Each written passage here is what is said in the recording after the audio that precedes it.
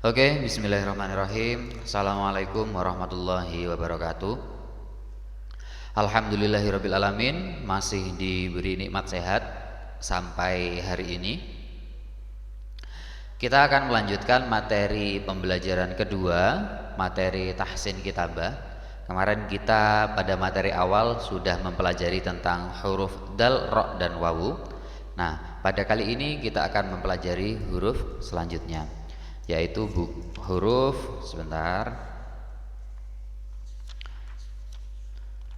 pembelajaran kedua kita akan menulis huruf ba, ya, perhatikan huruf ba.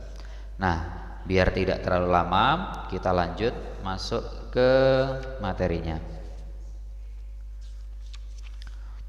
Untuk materi huruf ba, cara penulisannya tidak jauh beda dengan huruf dal. Huruf dal kemarin kita cara menulisnya lengkung kemudian lurus.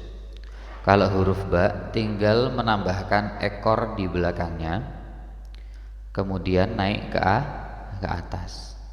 Nah, sudah jadi huruf ba. Jadi ba itu pergabungan dari dal kemudian ditambahi ekor. Cara penulisan utuhnya bisa kalian perhatikan, ini untuk ukuran yang besar ya. Lengkung, tarik, kemudian naik ke atas ya. Kemudian untuk huruf yang kecil kita pakai satu kotak saja. Kalau untuk yang besar kita pakai satu kotak setengah. Kalau untuk ukuran yang kecil kita menggunakan satu kotak saja. Lengkung, kemudian lurus, naik ke atas. Ba dengan ukuran besar, kemudian ba dengan ukuran kecil. Untuk materi huruf ba berikutnya yaitu contoh penulisan di tengah kalimat.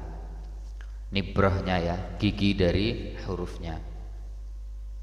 Ada dua macam, ada yang lengkung biasa, kemudian ada yang tajam, seret, naik ke atas, kemudian ditimpal ke bawah. Ada yang seperti itu. Nah, berikutnya kita coba tulis baitun. Untuk bismi nanti ya saya jelaskan. Kita menuliskan baitun. Baitun ini gabungan dari beberapa huruf ya. Baitun.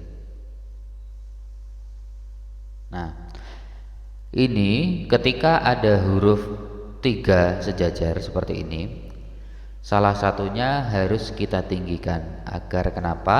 Agar tidak menyerupai huruf sin. Contoh, andaikan kita menulis datar semuanya gini, orang awam pasti bingung, ini huruf sin atau huruf apa ya. Nah, ketika kita tinggikan salah satu, maka itu akan terjadi perbedaan yang lebih bagus. Kemudian kita ambil contoh lagi huruf basmalah. Huruf basmalah pada penulisan ba-nya itu harus kita tinggikan, berbeda dengan huruf ba tunggal. Kenapa kok harus kita tinggikan? Sama, alasannya sama, agar tidak menyerupai huruf sin. Nah, seperti ini. Jadi huruf ba di awal kalimat itu harus ditinggikan agar supaya tidak menyerupai huruf sin. Kemudian di sini pelatihan ya, ini materi awal sama. Kemudian untuk latihan berikutnya di sini ada contoh baitun, bintun, azabtu, istabyanto, yastabitu, tabridun dan mangzilun. Nanti bisa ditulis sesuai dengan ukuran-ukuran seperti yang dicontohkan. Berikutnya huruf pada pelajaran kedua yaitu adalah huruf H. Huruf H. Kita perhatikan bagaimana cara menulis huruf H. Huruf H pada dasarnya dari huruf dal. Kita lihat penulisan huruf dal lengkung lurus. Kalau H lengkung langsung naik ke atas tanpa ada gerakan lurusnya sama sekali. Jadi setelah lengkung langsung naik ke atas. Kemudian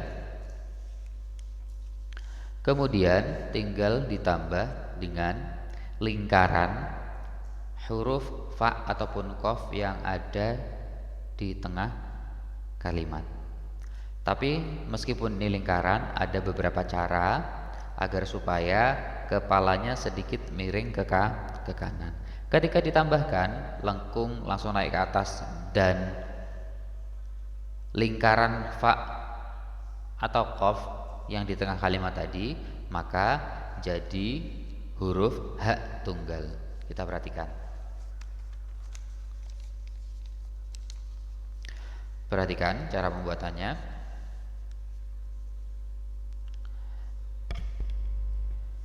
Tetap menggunakan ukuran 2 terlebih dahulu ya.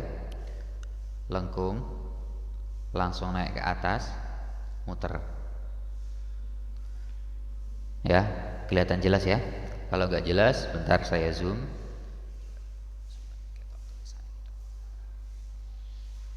Oke, saya zoom ya. Turun ke bawah, langsung naik ke atas, kemudian muter, tarik ke bawah. Nah, ini cara membuat huruf H tunggal. Perhatikan. Kemudian untuk cara membuat huruf H di tengah kalimat, tetap dengan layar yang zoom ya, biar kelihatan detailnya. Caranya bagaimana? Tarik kiri, turun ke bawah, naik ke atas. Tetap menggunakan ukuran 2 ya. Kemudian naik ke atas, agak nunduk, tarik ke bawah. Sebelum dia nempel, kemudian tarik ke kiri. Seperti itu. Bentuknya lebih kurang seperti daun ya, daunnya bunga. Ini ketika ditambahi bunga, nah dia malah lebih cocok ya, anak godongnya ya. Nah, ini cara pembuatan huruf H di tengah kalimat. Saya praktekkan satu kali lagi. Turun ke bawah, naik ke atas, turun, tarik kiri. Bentuk H seperti ini sangat penting karena seringkali saya melihat tulisan teman-teman ataupun beberapa tulisan dari murid saya membuat H itu dengan cara kayak seperti angka 8 dan lain sebagainya. Nah, ini cara pembuatan H yang baik dan benar. Berikutnya, cara menulis huruf tak marbutoh di akhir kalimat.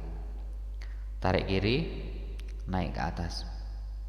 Hampir persis seperti dal akhir kalimat. Kemudian kita tambahkan huruf dal tapi dibalik.